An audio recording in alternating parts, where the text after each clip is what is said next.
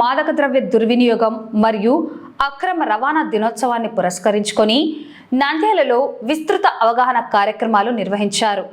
ఇందులో భాగంగా prohibition and excise department ఒకవైపు, ఏపీ విహెచ్ఏ స్వచ్ఛంద సంస్థ general secretary Ismail, red cross సొసైటీలు సంయుక్తంగా మరోవైపు పట్టణంలో భారీ అవగాహన ర్యాలీలు చేపట్టాయి. నంద్యాల జిల్లా prohibition and excise superintendent Ravikumar ఆధ్వర్యంలో జరిగిన కార్యక్రమంలో అధికారులు, సిబ్బంది పెద్ద సంఖ్యలో పాల్గొన్నారు.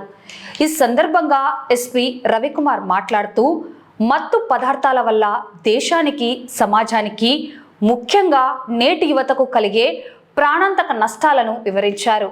యువత మత్తుకు బానిసై తమ బంగారు భవిష్యత్తును నాశనం చేసుకోవద్దని హెచ్చరించారు. మరో కార్యక్రమంలో డ్రగ్స్ వద్దు బ్రో అంటూ యువతకు అర్థమయ్యే రీతిలో సాగిన ఈ ర్యాలీలో స్వచ్ఛంద సంస్థల ప్రతినిధులు, ప్రజలు పెద్ద ఎత్తున శృతి కలిపారు. మత్తు పదార్థాలు జీవితాలను ఎలా మట్టిలో కలుపుతాయో ప్రతి ఒక్కరూ గ్రహించాలన్నారు. డ్రగ్స్ మహమ్మారిని నిర్మూలించడం ద్వారానే నేరాలు, హింసలేని సమాజాన్ని నిర్మించగలమని, కుటుంబాలు, ఆర్థిక వ్యవస్థలు మెరుగుపడతాయని పిలుపునిచ్చారు. మత్తు రహిత నంద్యాల, వ్యసన రహిత సమాజ నిర్మాణానికి ప్రతి ఒక్కరూ భాగస్వామ్యులు కావాలని కోరారు. ఈ కార్యక్రమంలో పలు స్వచ్ఛంద సంస్థల ప్రతినిధులు, సామాజిక కార్యకర్తలు పాల్గొని విజయవంతం చేశారు.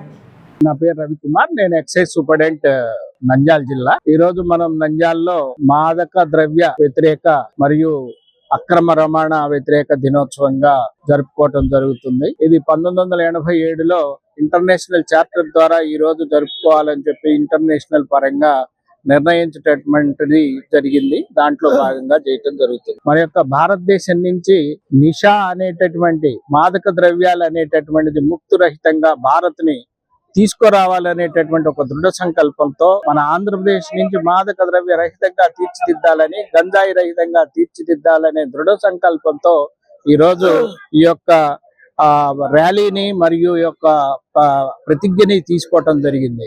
ఇది మనం మాదక ద్రవ్య రహితంగా తీర్చిదిద్దాల్సినటువంటి బాధ్యత ఈ సమాజంలో ఉన్నటువంటి మన యువత మీద, ప్రతి పౌరుడి మీద, ప్రతి ఉద్యోగి మీద, అందరి మీద కూడా ఉన్నటువంటిది. ఇది కేవలం ఒక్కళ్ళు చేసేటటువంటి వ్యక్తికి కాదు. ఇది అందరూ కూడా కలిసికట్టుగా చేస్తుంటేనే ఇది సాధ్యమవుతుంది. దీనికోసం మనం అందరం పోరాడదాం, కలిసికట్టుగా ఉందాం.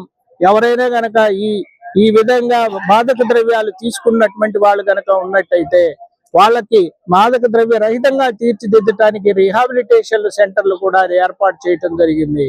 వాళ్ళకి ఎలాంటి శిక్ష అనేటటువంటిది లేదు. కానీ 64A సెక్షన్ ప్రకారంగా, NDPS యాక్ట్ ప్రకారంగా వాళ్ళు మాత్రం కంపల్సరీగా ఈ యొక్క వ్యసన విముక్తులుగా తీర్చిదిద్దితేనే వాళ్ళకి యొక్క ఇమ్యూనిటీ అనేటటువంటిది దొరుకుతుంది. వాళ్ళకి శిక్ష లేకుండా ఉండటం జరుగుతుంది. దీంట్లో 20 సంవత్సరాల పాటు శిక్ష ఉండటం అనేటటువంటిది చాలా పెద్ద ఎత్తున ఉన్నటువంటిది.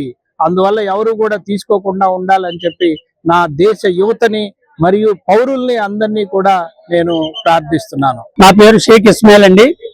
ఆంధ్రప్రదేశ్ రాష్ట్ర వాలంటరీ హెల్త్ అసోసియేషన్ జనరల్ సెక్రటరీగా పనిచేయడం జరుగుతోంది. ఈ రోజు అంతర్జాతీయ మాదక ద్రవ్య వ్యతిరేక దినోత్సవం మరియు అక్రమ రవాణా దినోత్సవం పురస్కరించుకొని ఈ నంద్యాల జిల్లా హెడ్ క్వార్టర్ లో, నంద్యాల పట్టణంలో వివిధ వాలంటరీ ఆర్గనైజేషన్ తాలూకా సమన్వయంతో, ముఖ్యంగా చైతన్య కళాభారతి, స్టార్ అసోసియేషన్, అలాగే హెల్త్ సెల్ఫ్, కీస్ అనేటువంటి 4 పార్ట్నర్ ఎన్జిఓస్, మిగతా కూడా ఉన్న పురపాలక సంఘంలో ఉన్నటువంటి వివిధ ఎన్జిఓల తాలూకా సమన్వయంతో, ముఖ్యంగా రెడ్ క్రాస్ సొసైటీ వారి సమన్వయంతో కూడా ఈ యొక్క ర్యాలీ కార్యక్రమం, అలాగే ర్యాలీతో పాటు ఒక రీజనల్ రివ్యూ మీటింగ్, ప్రత్యేకించి యువత డ్రగ్స్ వద్దు అనేటువంటి మన రాష్ట్ర ప్రభుత్వం ఏదైతే నినాదం ఇచ్చిందో ఆ నినాదం ఆధారం చేసుకొని ఈ రాష్ట్రాన్ని డ్రగ్స్ రహిత రాష్ట్రంగా నిర్మించడమే ఏకైక లక్ష్యంగా పనిచేసేటువంటి ఒక ప్రధాన కాన్సెప్ట్ ని ప్రజలకు అందించాలగా ఏపీహెచ్ అనేది ఈ ర్యాలీని ఈ రోజు ఆంధ్రప్రదేశ్ అసోసియేషన్ కు